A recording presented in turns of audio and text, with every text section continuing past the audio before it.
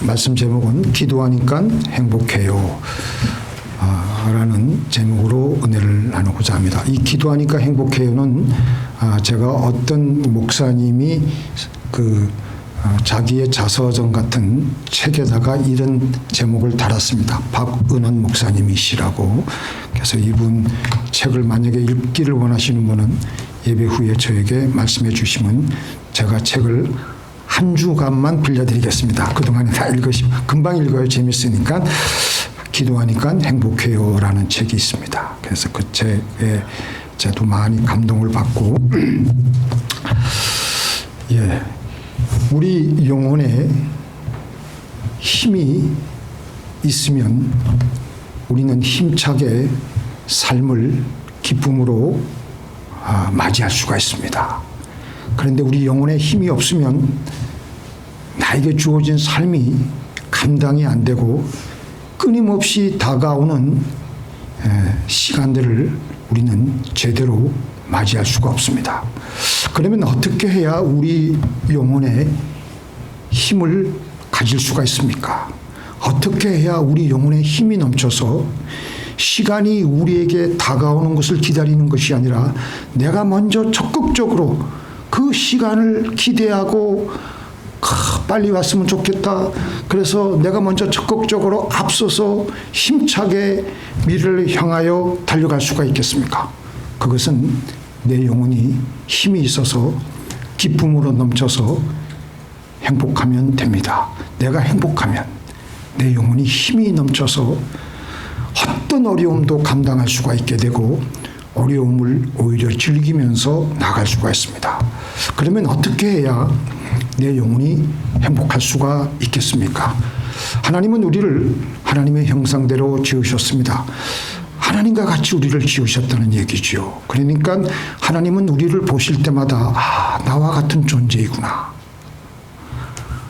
우리도 나와 닮은 내 자식들을 볼 때 그 아이에 대한 사랑이 애틋합니다. 하물며 하나님이 우리를 보실 때 당신과 같은 존재로 지원받은 우리를 볼 때 그 사랑의 마음은요 이루 말할 수가 없어요. 그래서 하나님은 얼마만큼 우리를 사랑하시냐면은 우리가 이 땅에서 정말 행복하게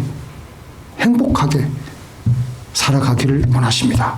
그래서 우리가 이 땅에 살 때 천국에서 사는 것 같이 그렇게 행복하게 살아가기를 원하십니다. 천국은 뭐죠? 다 행복한 곳입니다. 사실 우리가 이 땅에서 우리가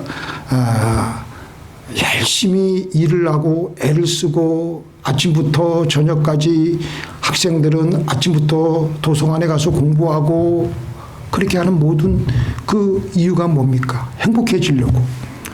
왜 그렇게 아침부터 일찍 다운타운 저 야채시장 가면 새벽 2시부터 일어나가지고 밤을 밝혀가며 그렇게 일을 하는 이유가 뭡니까? 행복해지려고.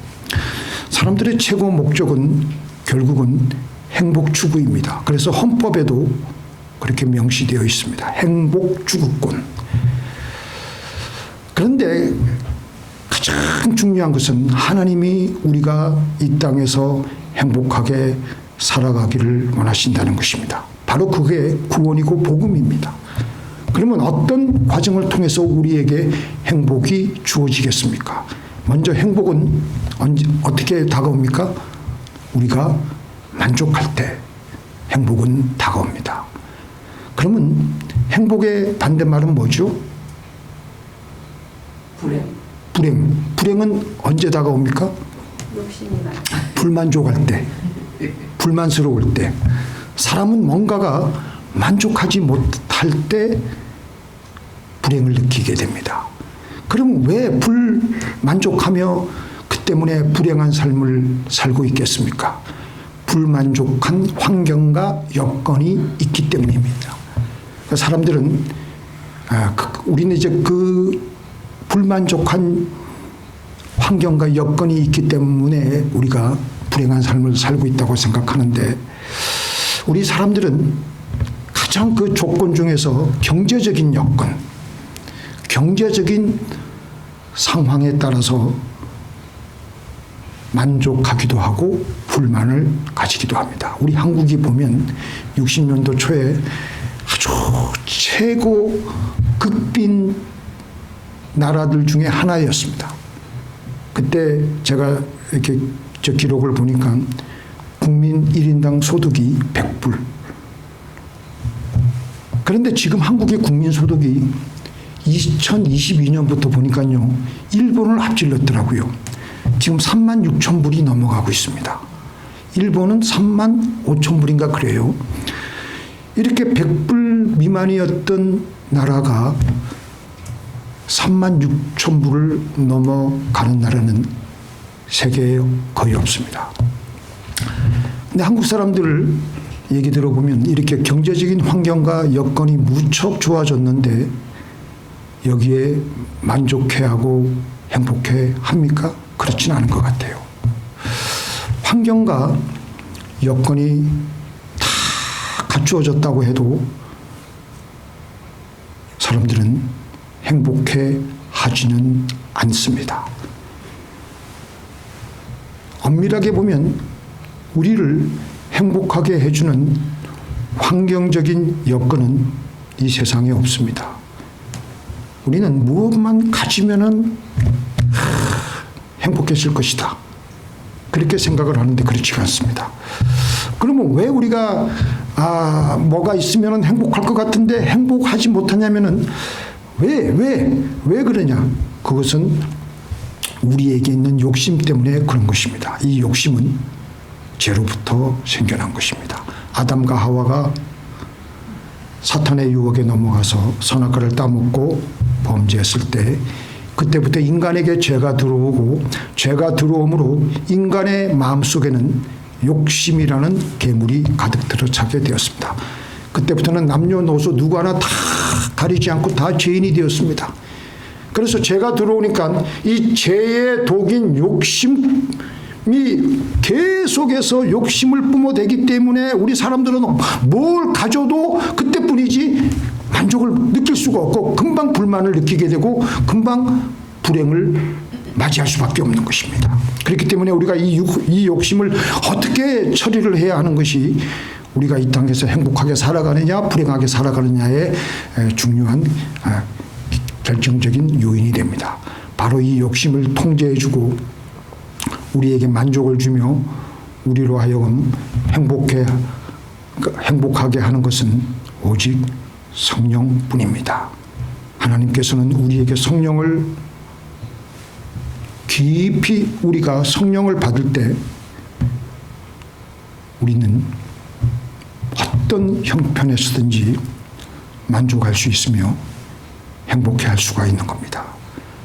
이 성령님을 통해서 우리는 더 깊이 만족하게 되고 풍부에도 만족, 부족에도 만족, 비천에 처해도 만족, 어떤 상황에서도 만족하며 감사하는 성숙한 사람으로 변하게 됩니다.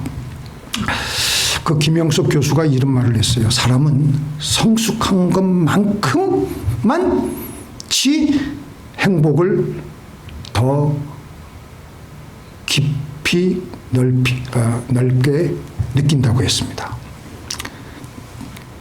성장하지 않으면 성숙하지 않으면 행복을 느낄 수가 없어요. 철없는 아이에게 아무리 좋은 것을 갖다 줘도 행복한 줄 몰라요. 그냥 갖다 버려. 감사할 줄 모르고 만족할 줄 몰라요. 제가 이 말씀 가지고 묵상하는데 하늘에서 이렇게 비가 팍 장대비가 내리는데 장대 같은 비가 떨어져도 내 영혼의 그릇이 작으면 조금밖에 못 담아요. 조금밖에. 그리고 나머지는 다 비가 비껴가는 거예요. 흘러서 담아내질 못해. 근데 아이가 어릴 때는 철없으니까 그렇다고 치고 아이가 점차로 자라고 성숙해지게 됨에 따라 그 가치를 알고 또 뭘 받아도 감사해야 하고 만족해야 하고 행복해야 합니다. 우리 마태복음 7장 6절 제가 읽어드릴게요. 거룩한 것을 개에게 주지 말며 너희 진주를 돼지 앞에 던지지 말라. 그들이 그것을 발로 밟고 돌이켜 너희를 찢어 상하게 할까 염려하라. 거룩한 것을 개에게 줘도 개는 거룩한 줄 모르기 때문에 막 그냥 아무렇게나 막 취급해요. 하나님께서 우리에게 행복을 줘도 행복한 줄 몰라요, 우리는.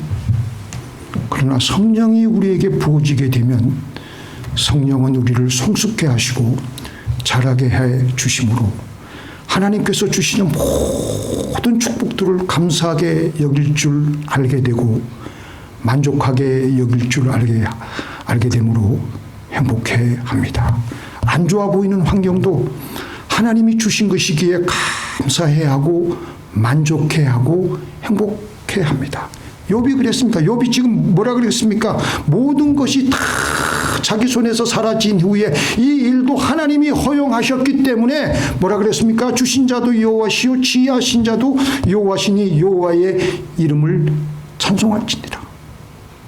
그만큼 욥은 성숙했던 사람이었어요.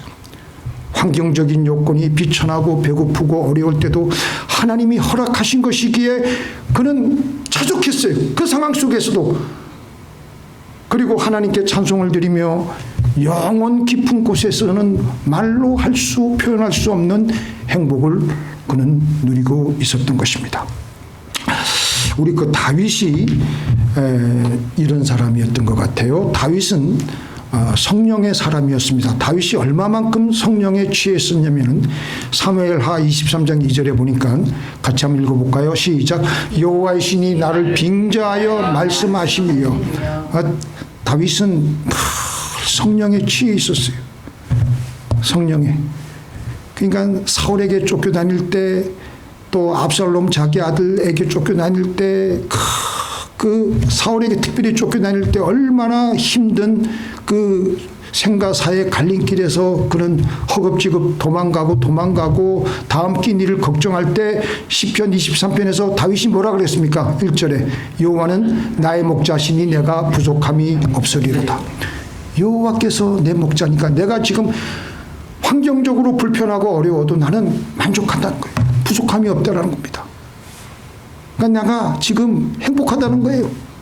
하나님이 나의 목자시니까 그게 우리가 사람이 억지로 생각한다고 해서 되어지는 게 아니고 성령님이 우리 안에 충만히 거하게 되면은 그런 만족감이 들어오게 되고 행복을 느낄 수가 있는 것입니다. 그가 그 2절에 뭐라 그랬습니까? 그가 나를 푸른 초장에 누이시며 쉴만한 물가로 인도하시는도다. 사방이 불안하지 않은 겁니다. 사울이 그렇게 나를 쫓아다니고 언제 어디서 죽을지 모르는 그 죽음의 위협이 끊임없이 지금 있음에도 불구하고 불안하지 않으니까 뭐라 그래요? 그가 나를 푸른 초장에 누이시면 나는 푸른 초장에. 양들은 그 목동들이 이게 그 상황을 보면 양들은 바로 누워가지고 잠을 못 잔다고 합니다. 바스락 소리만 들려도 바로 그냥 도망가야 되기 때문에. 그런데 다윗은 그가 나를 푸른 초장에 누이시며 나는 누워 잡니다. 하나님이 내 목자이시니까 불안하지 않고 평안하게 난 누워 잡니다.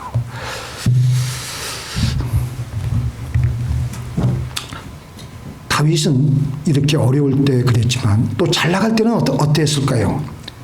하나님이 자기에게 주신 복을 생각하면서 자, 우리 같이 읽어볼게요. 역대상 17장 27절 시작. 이제 주께서 종의 집에 복을 주사 주 앞에 영원히 두시기를 기뻐하시나이다. 여호와께서 주께서 복을 주셨사오니 이 복을 영원히 누리리이다 하니라. 다윗은 하나님께서 자기에게 주신 복을 보니까 너무나도 이게 황공하고 너무나도 기가 막힌 거예요. 이 복을 귀하게 여기고 감사해야 하고 즐거워하고 이 복을 계속해서 기념하고 생각하고 누리겠다는 거예요. 행복해야겠다는 겁니다. 그러니까 하나님 입장에서도 보면 하나님이 당신께서 그 복을 주었는데 그 복을 받은 당사자가 그 복을 귀하게 여기고 그 복을 만족해하고 감사해하고 행복해하니까 또 계속해서 복에 복을 주는 거예요. 그 다음에 사무엘하 7장 18절을 한번 또 같이 읽어볼게요. 시작. 다윗 왕이 여호와 앞에 들어가 앉아서 가로되 주 여호와여 나는 누구오며 내 집은 무엇이 된 나로 이에 이르게 하셨나이까. 이것도 마찬가지. 하나님이 참 기가 막히다. 나 같은 아무 보잘것없는 목동인데, 그리고 우리 아버지의 아들들 중에서도 내가 가장 막내인데 목동에 불과했는데 하나님이 왜 나를 택하였으며 또 우리 가문은 뭐가 그렇게 잘난 것이 있었길래, 그러니까 너무너무 감사하고 만족하고 행복해하는 거예요. 다윗은 비천에 처해도 풍부에 처해도 모든 일에 배부르며 배고픔과 풍부와 궁핍에도 늘 만족해했고 평안해했고 행복해했습니다. 그래서 다윗은 어딜 가든지 자신감 있게 그 영혼에 힘이 넘쳤기 때문에 모든 일을 두려워하지 않고 잘 삶을 살아갔던 것입니다. 우리 초대교회 성도들은 오늘날 우리가 지금 보고 있는 성경책이 없었을 때였습니다. 신약 성경이 제대로 완성되지 못하고 초대교회 100년 동안은 마태복음만 이 교회 저 교회로 돌려가면서 볼 정도로 성경이 흔치 않았던 시대였습니다. 그래서 그들은, 그 초대교회 성도님들은 오늘날 우리가 성경을 통해서 알고 있는 예수님을 우리만큼 몰랐습니다. 그래도 그들은 하나님의 성령의 능력으로 충만하니까, 언제 성령의 능력이 충만했어요? 언제부터? 오순절 성령 강림절 이후로 놀랍게 임하였던 그 성령의 은혜가 흘러넘치니까 비천하고 배고픔 속에서도 어두컴컴한 카타콤 동굴 속에 살아도 찬송하고 기뻐하며 만족해하며 행복하게 살다가 저 천국으로 올라갔던 것입니다. 그런 성도들, 그런 하나님의 위대하신 그 초대교회 성도들의 그 선진들의 믿음의 그 능력이 결국은 300년이 채 안 되어서 로마가 그들의 무릎 앞에 굴복을 당하고 말았던 것입니다. 그래서 오늘 우리가 내가 행복한 것 중요한 겁니다. 그것은 내 영혼에 힘이 있는 것입니다. 그래서 오늘 본문에서는 뭐라 그랬어요? 내게 능력 주시는 자 안에서 내가 모든 것을 할 수가 있다. 하나님이 내 영에 은혜를 주시고 능력을 주시면 내 안에 들어있는 욕심이 제어가 되고, 그래서 자족하게 되고 어떤 상황에서든지 행복을 느낄 수가 있게 되며 힘차게 세상을 살아갈 수가 있는 것입니다. 왜 그러냐? 아까도 말씀드렸지만 왜 그러냐? 우리는 하나님의 형상대로 지음받은 사람들인데요. 하나님의 형상대로 지음받은 사람들 속에 하나님의 영으로 가득 들어찼을 때가 가장 행복한 거예요. 근데 다른 아무런 세상에 기가 그냥 호화찬란한 것들이 들어와도 우리는 만족할 수가 없습니다. 하나님의 영 외에는. 우리는 그렇게 지음받았기 때문입니다. 그래서 성령으로 우리 영혼이 충만하게 되면 우리를 둘러싸고 있는 모든 환경이 좋든 나쁘든 다 만족스럽게 보이고 하나님 하시는 모든 일이 다 감사하게 여겨지게 되고 행복해 하게 되는 것입니다. 늘 성령으로 충만했던 사도 바울이 그래서 무슨 말을 했습니까? 내가 어떤 형편에 처하든지, 요거는 그냥 외우세요. 내가 비천에 처할 줄도 알고 풍부에 처할 줄도 알아. 모든 일에 배부르며 배고픔과 풍부와 궁핍에도 일체의 비결을 배우느라. 감옥에 있어도, 감옥 밖에 있어도 만족스럽고 행복하다. 왜냐? 하나님의 영이 그 안에 충만하니까. 요번 오늘 이제 불이 많이 진화가 됐을 것 같은데 이제 90% 이상 컨테인이 된 것 같은데요. 1월 7일 날 발생한 펠리세이드스의 난불을 소방관들이 불을 끄려고 소화전에 호수를 갖다 대었는데 저수지에 물이 하나도 없어요. 호수를 갖다 대도 물이 없어가지고 나중에는 어떻게 했냐면 그 큰 비행기로 그 산타모니카 앞에 있는 비치에 있는 물을 퍼가지고 그걸로 바다 그 소금기 있는 오염된 물을 이제 갖다 부었는데 근데 그 저수지에 물이 하나도 없으니까 불을 제대로 끌 수가 없었어요.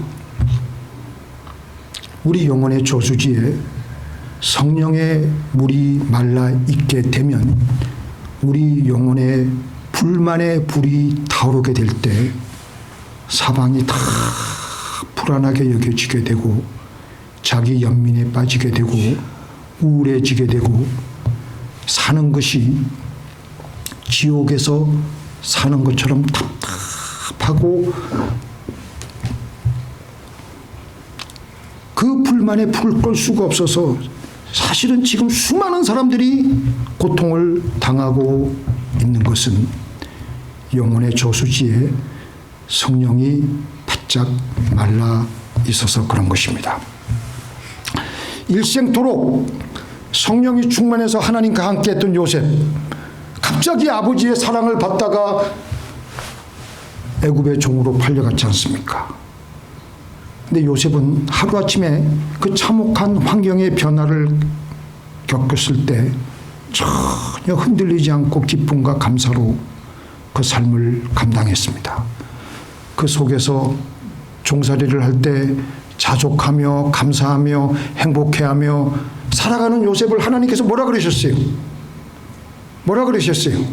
그는 형통한 자라 그랬어요. 형통한 자라.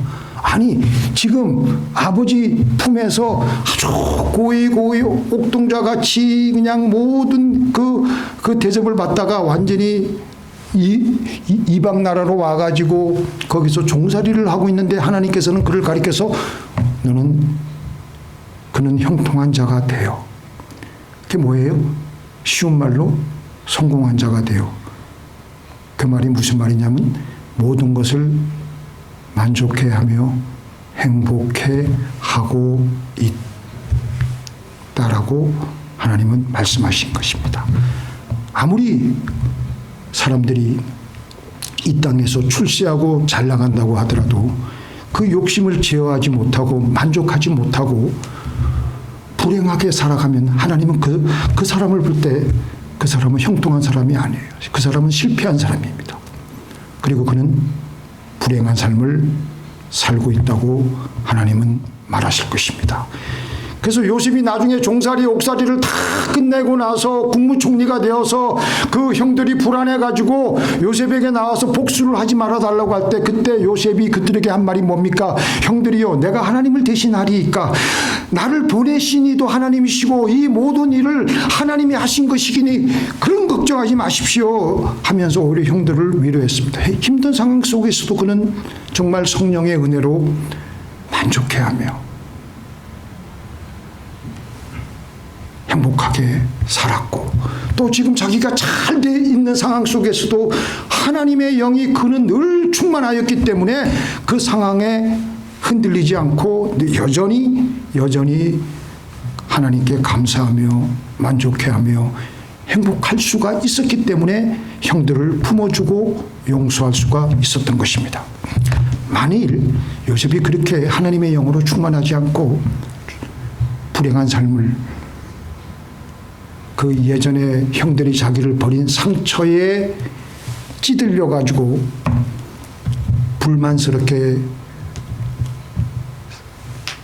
생각을 하고 살아왔더라면 형들에게 복수의 칼날을 들이대었을 것입니다. 요셉은 오늘 사도 바울이 말한 대로 종살이를 할 때에도 옥살이를 할 때에도 나중에 국무총리가 되었을 때도 언제나 잘 살았습니다. 믿습니까? 언제나 그는 만족스럽게 살았고 행복해했습니다. 우리의 나그네 인생길, 내가 만족하고 내가 행복해야 다른 사람을 사랑할 수가 있고 하나님을 제대로 사랑할 수가 있습니다. 이게 우리의 존재 목적이에요. 내가 만족스럽지 못하고 내가 불행한데 남을 어떻게 사랑하고 하나님을 어떻게 우리가 제대로 사랑할 수가 있겠습니까?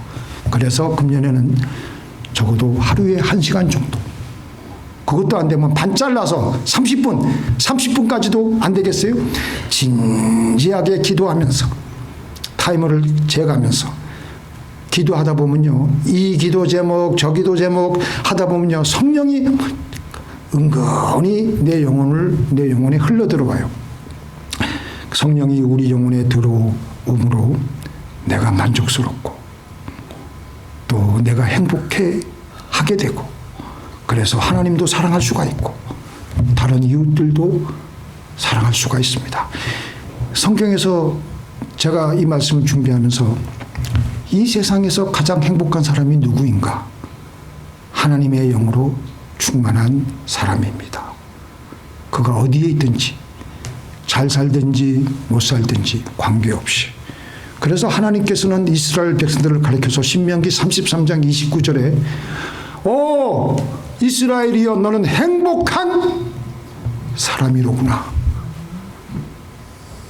아니 이스라엘 그 당시 그 신명기 그 말씀하실 때 하나님께서 그 말씀하실 때 이스라엘 백성들의 그 삶의 그 환경은 어땠습니까? 광야길을 지나고 있는 그런 환경 속에요. 광야길 텐트를 맨날 하면 접어가지고 다시 세우고 그 얼마나 힘들고 지겹고 짜증나는 그런 생활이었겠습니까? 그래도 그들은 행복했어요. 하나님의 영이 그들 안에 용수숨 치니까 행복이 그들의 모든 생각하는 것이 다 행복으로 다가오는 거예요.